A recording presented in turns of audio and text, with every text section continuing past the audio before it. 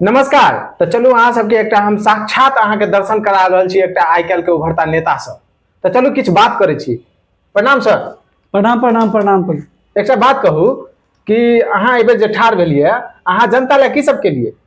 अरे भाई पहले हमरा लेल जनता करे तखन ना हम करबै किछ। भाई केहन मूर्ख आदमी छै यौ?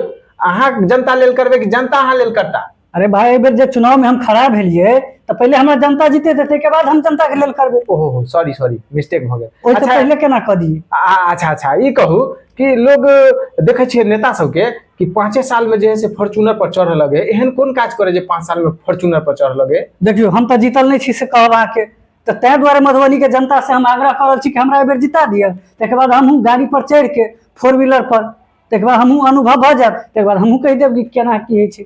बुझ गेलिए? अच्छा ई कहू कि अहाँ अपन प्रचार प्रसार किया नहीं कर रहल छी? हे प्रचार प्रसार हम केना करिए? केना अपन हमर चुनावे चिन्ह एहन छै जे की कहू।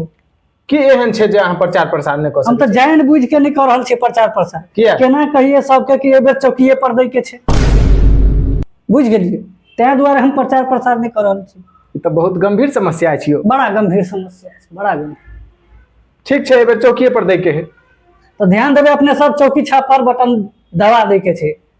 आ सबके बहुत बेनिफिट है चौकी पर बटन दबेला से हम कह दै छी।